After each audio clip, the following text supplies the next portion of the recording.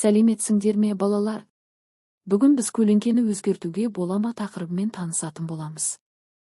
Көлеңке жарық көзінен шыққан сәулені мөлдір емес, жарық өткізбейтін, дене бөгеген кезде пайда болатын қараңғы аймақ. Көлеңке қалай пайда болады? Жарық көзі бар күн, шам, фонар. Жарықтың жолында мөлдір емес дене, адам, ағаш, топ тұрады. Жарық сәулелері денеден өте алмайды, сондықтан оның артында жарық түспейтін аймақ қалады. Сол аймақ көлеңке деп аталады. Көлеңкенің ерекшеліктері. Көлеңкенің пішіні дененің пішініне ұқсайды. Жарық көзі жақындаса, көлеңке үлкейеді, алыстаса кішірейеді. Күн қозғалған сайын көлеңкенің орны мен бағыты өзгереді. Мысалы, күнге қарсы тұрсаң, сенің көлеңкең жерге түседі. Көлеңкесін тап. Негеш пен Эврика көлеңке театрында қойылым көріп отыр. Көлеңкелерге қарап кейіпкерлерді танып көрейік. Бір көлеңкесі бойынша кейіпкерлерді тануға бола ма? Иә, болады. Әр кейіпкердің көлеңкесі оның пішініне байланысты. Мысалы, ұзын құлақты көлеңке қоян, ал тұмсығы сүйір, құйрығы ұзындау болса қасқыр. Екі ертегінің атын тап. Бұл көлеңкелерге қарап, ең ықтимал ертегі. Қоян мен қасқыр, немесе қасқыр мен қоян қатысатын халық ертегісі. Үш қоянның көлеңкесі неге қасқырдың көлеңкесінен үлкен? Себебі қоян жарық көзіне жақын тұр. Қасқыр жарық көзінен алыс орналасқан. Жарыққа жақын тұрған дененің көлеңкесі үлкен, ал алыс тұрғандығы кішкентай болып көрінеді. Төрт театр әртістері көлеңке өлшемдерін қалай өзгертеді?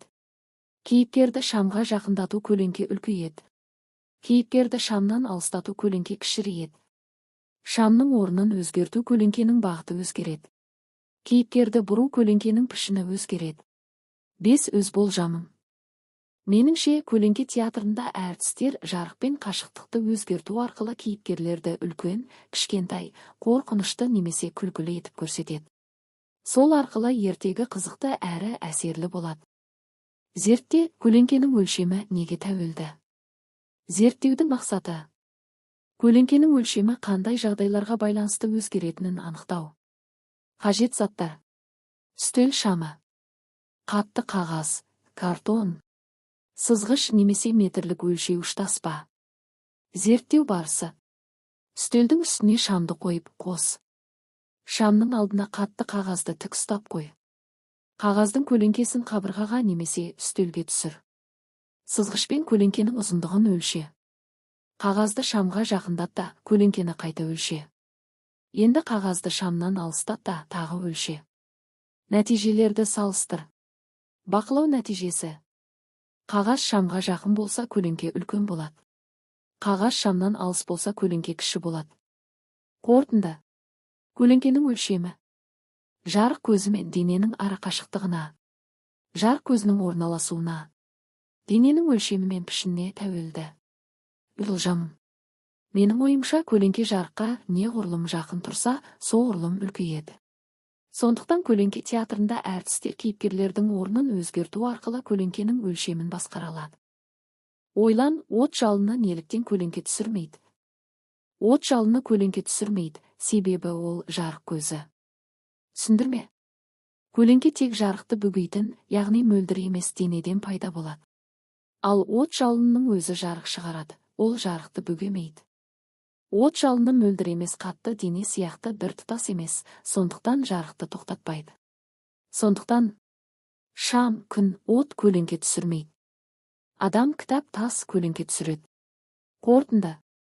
Жарық көзінің көлеңкесі болмайды, өйткені ол жарықты бөгемей, керісінше жарық шығарады. Көлеңке неліктен өзгереді? Көлеңке ұзындығы мен пішіні күннің қозғалысына, дененің жарыққа орналасуына тәуелді.